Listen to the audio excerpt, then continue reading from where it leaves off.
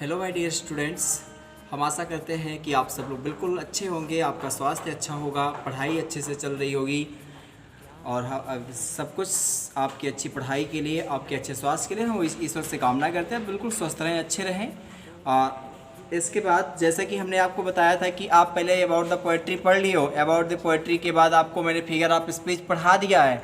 अब आपकी बारी आ जाती है पढ़ने की, क्या पोएट्री पढ़ने की बारी आ गई है। और हम एक एक करके इस वर्ष के सिलेबस के अनुसार 2020-21 के सिलेबस के अनुसार हम जितने भी आपके सिलेबस हैं मैं पूरा आपको पढ़ा करके कंप्लीट करूंगा। और आज हम शुरुआत करेंगे अपने पहले पोएम की, जिसका नाम होगा character of a happy life. Character of a happy life होगा, यानी कि एक खुशहाल व्यक्ति के जीवन का चरित्र कैसा होता है उसी के बारे में हम जानेंगे। यानी कि क्या हो जाएगा, एक खुशहाल व्यक्ति का चरित्र, एक खुशहाल जीवन का चरित्र। इसकी हिंदी अगर हम देखें तो क्या होगा, एक खुशहाल जीवन का चरित्र। खुशहाल जीवन का चरित्र, यही हमें इसमें पढ़ना है कि what is the characteristic of the happy life. What is the characteristic of a really happy man. एक रियली हैप्पी मैन की क्या होती है, उसकी पहचान क्या होती है, कि वो खुश कैसे रहता है, क्या क्या उसे करना पड़ता है। सारी चीज़ों को इसी पोएम के माध्यम से हम देखेंगे कि एक खुशहाल व्यक्ति कैसे रहता है, क्या क्या करता है, कौन कौन से एक्ट करता है, सारी चीज़ों को हम देखेंगे यहाँ पर। लेकिन उससे पहले ये हमारा काम एक और होता है कि हम सबसे पहले अबाउट द पोएट जान लें तो हम ज़्यादा बेहतर, जो भी हमारा अबाउट द पोएट हो या अबाउट द ऑथर हो, हम सबके बारे में जान लेंगे तो हमारे लिए बहुत बेटर होता है। तो आइए सबसे पहले हम अबाउट द पोएट जान लेते हैं, फिर अबाउट द पोएम जान लेंगे, पोएम लव की लाइन को पढ़ लेंगे, सारी डाटा आपको क्लियर हो जाएगी, खटाखट सब आपके माइंड में लॉक होता जाएगा, कोई दिक्कत नहीं है। आप लॉक करते चलना, मैं समझाते चलूँगा, ठीक है। जैसे अब ये मान लो आपका पोएम हो गया, पहला पोएम, पोएट्री का पहला सेशन आपका चल रहा है आज, character of a happy life, यानी खुशहाल जीवन का चरित्र। इस पोएम को लिखा किसने, अब आप तुरंत बता दो। सर हेनरी ऊटन ने लिखा है। किसने लिखा है? सर हेनरी ऊटन ने लिखा है। Sir Henry Wotton. चलो, character of a happy life के पोएट हो गए कौन? Sir Henry Wotton. आप सर हेनरी ऊटन हो गए तो तुरंत ही आपको पहली बात तो, जैसे इसलिए ये नाम याद रखना कंपलसरी है, इसलिए राइटर के नाम का याद रखना कंपलसरी है क्योंकि आपको रेफरेंस लिखना होगा, एक्सप्लेनेशन करने के लिए आएगा सेंटेंस का, स्टैंजा का, और तो आपके लिए प्रॉब्लम होगी जब, और आपका नंबर कट जाएगा आसानी से। इसलिए आप पोएट का नेम और एस्से में जो आपका प्रोज होगा उसमें राइटर का नेम और लेसन नेम और पोएम नेम इतना ज़रूर याद किए रखिएगा जिससे आप बेहतर तरीके से लिख सकें, ठीक है। अभी देख लो, तो कह रहा है character of a happy life, यानी कि इसके जो मैंने आपको पोएट बताया कौन है, सर हेनरी ऊटन जी हैं। सर हेनरी ऊटन की बात हम तुरंत कर ले, अगर हम यहीं पर डीओबी इनका सबसे पहले जान लेते हैं। डीओबी आपको मैंने वहाँ पर लिखा भी है, 30 मार्च को पैदा हुए थे, कहाँ पर, किस ईयर में, 1568 में। ये हो गया, ठीक भैया। अभी तत्काल आप इनका डीओडी जान लो। डीओडी मतलब क्या होगा, डेट ऑफ डेथ और डेट ऑफ बर्थ दोनों एक साथ क्लियर कर लो। दिसंबर में इनकी डेथ हुई थी और कब हुआ था, 1639 में। ये इतना यहाँ से क्लियर हो गया। उसके बाद अभी और जानो कि ये क्या थे, कह सकते हो कि sir Henry was an English author. अंग्रेजी लिखते थे तो अंग्रेजी के ऑथर होंगे ना, इंग्लिश लिखते थे तो इंग्लिश के ही ऑथर होंगे। आगे फिर कहता है और क्या थे, डिप्लोमैट थे, साथ साथ ऑथर थे, डिप्लोमैट थे, ये क्या क्या थे, ऑथर थे, डिप्लोमैट थे, और क्या थे, पॉलिटिशियन भी थे साथ साथ। इन्हीं के बारे में मैं बात कर रहा हूँ। अबाउट द पोएट आप पढ़ रहे हैं, अभी पोएट्री को मैं नहीं बता रहा हूँ, उसको टचअप ही नहीं किया हूँ, सिर्फ और सिर्फ अबाउट द पोएट बता रहा हूँ। जानना जरूरी है, आप जब बड़े लेवल पे एग्जाम देंगे तो बहुत सारे क्वेश्चन यहाँ से पुटअप किए जा सकते हैं, बहुत सारे टीचर आपको बताएंगे भी नहीं इन सब चीज़ों को। तो इसलिए आप मेरे अकॉर्डिंग आप ये सब भी जानो, जिससे आप जब पेपर दो तो आप ये कहो कि हाँ मुझे पढ़ाया गया था, ये ऐसी चीज़ थी, ठीक है। अभी मैं आपको बता दूं कि ये आपका मैंने इनको बता दिया कि हाँ ये डिप्लोमेट थे, पॉलिटिशियन थे, और इनका डेट ऑफ बर्थ कहाँ पर कब है, 30 मार्च 1568, यानी कि 30 मार्च 1568 है, और दिसंबर में 1639 में इनकी डेथ हो गई थी। और मैं आपको बता दूं कि इनका क्या नाम है, डेट ऑफ प्लेस कहाँ पर है, तो आप जानो पेरिस ऑफ बॉक्टन, यानी कि पेरिस ऑफ बॉक्टन नामक शहर में ये पैदा हुए थे। और ये कहाँ पर है, मैं आपको बता दूं यूके में है। पेरिस ऑफ बॉक्टन नामक शहर में पैदा हुए थे और ये कहाँ पर है, यूके में है। और इसी पेरिस ऑफ बॉक्टन को एक नाम से और जाना जाता है, क्या, किस नाम से जाना जाता है, बॉक्टन मलबेरी, BOUGHTON, बॉक्टन मलहरबी, MALHERBE, मलहरबी, बॉक्टन मलहरबी, बॉक्टन मलहरबी के नाम से, इसी को पेरिस ऑफ बॉक्टन को बॉक्टन मलहरबी के नाम से जाना जाता है। ठीक है, जानते रहिएगा, ध्यान दीजिएगा। मैंने बताया कि सर हेनरी वुटन इस पोएम के पोएट हैं, character of a happy life का, जिनका डेट ऑफ बर्थ क्या है, 30 मार्च 1568 है, और इनका डेट ऑफ डेथ क्या है, दिसंबर 1639 है। फिर हमने बताया कि एक ऑथर भी थे, डिप्लोमेट भी थे, and with in also politician भी थे। इसके बाद हमने आपको बताया कि इनका जो डेट ऑफ प्लेस है वो पेरिस ऑफ बॉक्टन है। पेरिस ऑफ बॉक्टन को दूसरे नाम से भी जाना जाता है, किस नाम से जाना जाता है, बॉक्टन मलबेरी के नाम से जाना जाता है, मलहरबी के नाम से जाना जाता है। और ये कहाँ पर है, मैंने आपको बताया यूके में है। इतनी बातें तो मुझे लगता है क्लियर हो गई होंगी। आई होप इतनी बातों को समझने में कोई समस्या नहीं आई होगी। चलो अभी और हम देख लेते हैं सर हेनरी वुटन के बारे में, डिप्लोमेट, पॉलिटिशियन, कहाँ पर डेट वो बर्थ हुआ था, सारी चीज़ें जान लिए। अभी 2-3 बातें और मैं आपको बता दूँ इनके बारे में। ये क्या थे, ग्रेटेस्ट इंग्लिश पोएट थे। इंग्लिश वे में अगर इंग्लिश लैंग्वेज में देखा जाए, इंग्लिश पोएट में सबसे बहुत बड़े कवि माने जाते हैं। और इनके फादर का नाम क्या था, मैं आपको बता दूँ, टॉमस वुटन। फादर नेम इनके पापा का नाम क्या था, मैं आपको बता दूँ, फादर नेम टॉमस, थॉमस मत पढ़िएगा, टॉमस ही पढ़िएगा, Thomas Wotton. Sir Henry Wotton title मिल गया इनको भी पापा वाला, और क्या वुटन, टॉमस वुटन के लड़के का नाम, यानी कि जो आपके पोएट हैं सर हेनरी वुटन। और मैं आपको बता दूं इनकी मदर का नाम क्या था, एलियोनोरा फिंच था।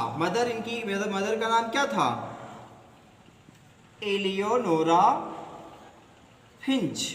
मैं बता क्यों रहा हूँ आपको, ये क्या बताना कंपलसरी है, अगर आपके अकॉर्डिंग देखा जाए पेपर के अकॉर्डिंग तो बिल्कुल नहीं कंपलसरी है, लेकिन बता क्यों रहा हूँ, इसलिए बता रहा हूँ क्योंकि आप क्या कर लो कि अगर मैं आपको बता दूँ तो आपको नॉलेज बढ़ जाएगा, उस पोएट के बारे में आप जान लोगे, उसकी हिस्ट्री क्या है वो जान लोगे, और बड़े लेवल पर जब आप एग्ज़ाम दोगे तो आपके लिए कोई प्रॉब्लम क्रिएट नहीं होगी, इसीलिए मैं आपको ये बता रहा हूँ।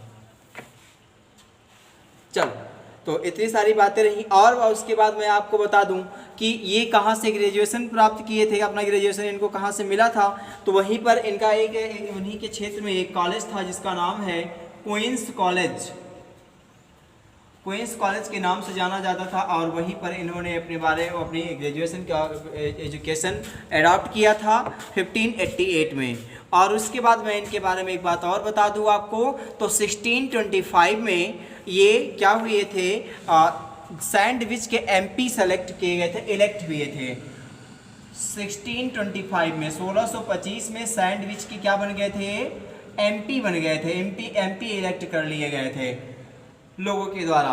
तो इतनी सारी बातें मैंने आपको बता दिया कि डेट ऑफ बर्थ याद करो, डेट ऑफ डेथ याद करो, और क्या क्या थे, ऑथर भी थे, पोएट भी थे, पॉलिटिशियन भी थे, डिप्लोमेट भी थे, ये भी मैंने आपको बता दिया।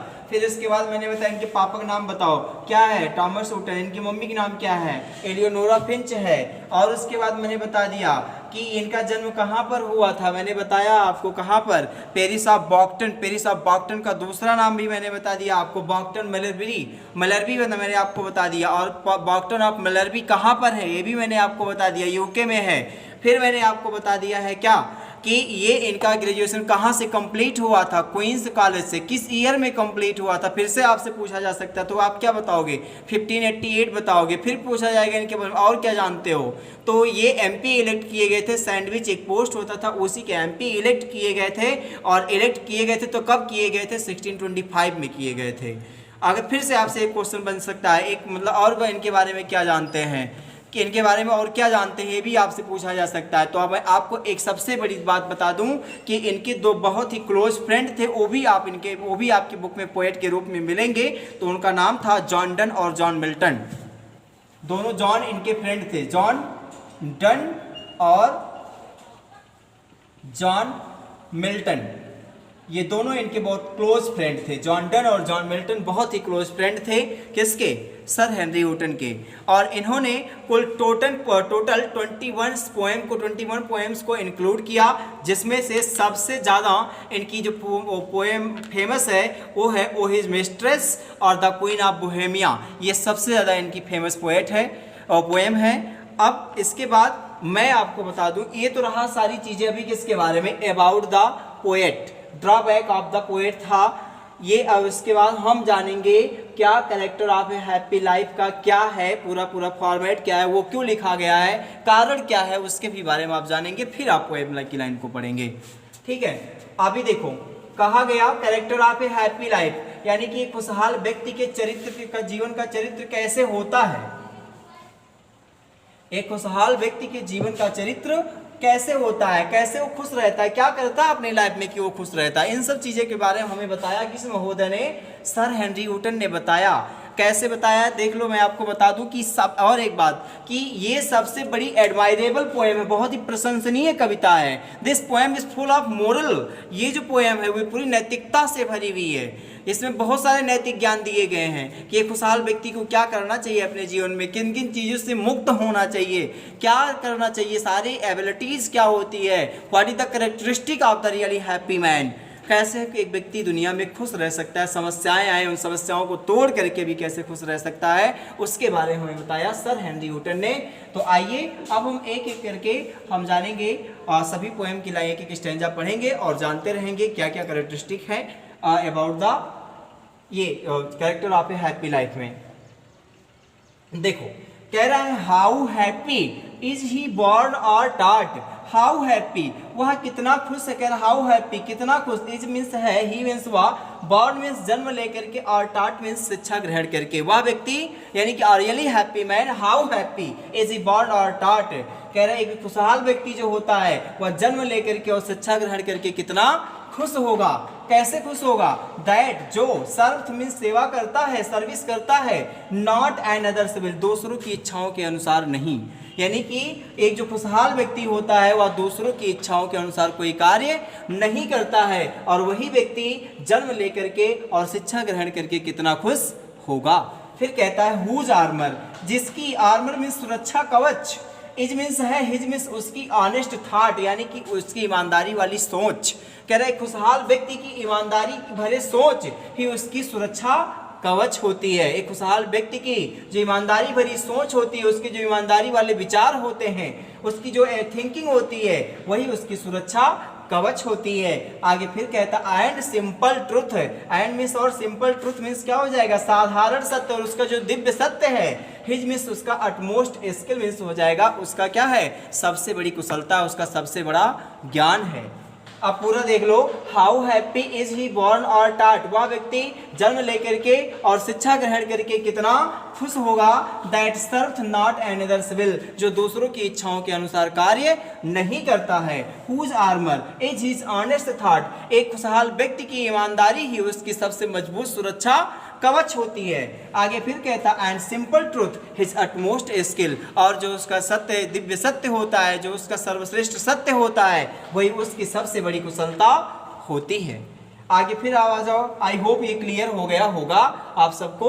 अब इसके बाद हम फिर से आपको पढ़ाएंगे क्या, दूसरा स्टैंजा, कह रहा हुज पैशंस, कह रहे जिसकी तीव्र इच्छाएं, जिसकी इच्छाएं नॉट हिज मास्टर्स, और उसकी मालिक नहीं होती हैं, यानी कि खुशहाल व्यक्ति की इच्छाएं उसकी मालिक नहीं हो सकती, यानी कि खुशहाल व्यक्ति अपनी इच्छाओं का गुलाम नहीं हो सकता है। Whose soul is still prepared for death, whose means क्या, आर रियली हैप्पी मैन। कह रहा हुज सोल, जिसकी आत्मा, आत्मा इज मीन्स है, still means always, prepared means तैयार रहती है, फॉर डेथ मीन्स मृत्यु के लिए, और जिसकी आत्मा यानी कि खुशहाल व्यक्ति की आत्मा हमेशा मरने के लिए तैयार रहती है। अनटाइट, अब यानी कि मुक्त होता है। देखो टाइट मीन्स होता है क्या, बांधना, और अनटाइट मीन्स क्या होता है, खुला रखना। Untied, unto the world with care, यानी कि सांसारिक बंधनों से क्या होता है, सांसारिक परवाहों से मुक्त होता है। फिर कहता है आप प्रिंसली लव और वुल्गार ब्रीद, और ना तो उस राजकुमार जैसे प्रेम को पाने की चिंता होती है, और वुल्गार ब्रीद, और ना तो किसी की आलोचनाओं का डर होता है। फिर से देख लो, पूरा पोएम देख लो एक बार जल्दी से। How happy is he born और taught that serve not another's will, वह व्यक्ति जन्म लेकर के और शिक्षा ग्रहण करके कितना खुश होगा जो दूसरों की इच्छाओं के अनुसार कार्य नहीं करता है। Whose armour is his honest thought, जिसकी ईमानदारी भरी सोच उसकी सबसे मजबूत सुरक्षा कवच होती है। And simple truth his utmost skill, और उसका जो साधारण सत्य होता है, उसका जो श्रेष्ठ सत्य होता है, वही उसकी सबसे बड़ी कुशलता होती है। फिर कहता है whose passions not his masters are, जिसकी इच्छाएं उसका मालिक नहीं होती हैं, यानी कि एक खुशहाल व्यक्ति की इच्छाएं उसका मालिक कभी नहीं बन सकती हैं। Whose soul is still prepared for death, एक खुशहाल व्यक्ति की आत्मा हमेशा मरने के लिए तैयार रहती है। Untied unto the world with care, एक खुशहाल व्यक्ति सांसारिक बंधनों से मुक्त होता है। आप प्रिंसली लव और वुल्गार ब्रीद, और ना तो उसे राजकुमार जैसे प्रेम को पाने की चिंता होती है, और ना तो किसी की आलोचनाओं का कोई डर होता है। आज के क्लास में अब बस इतना ही। Thank you to all of you.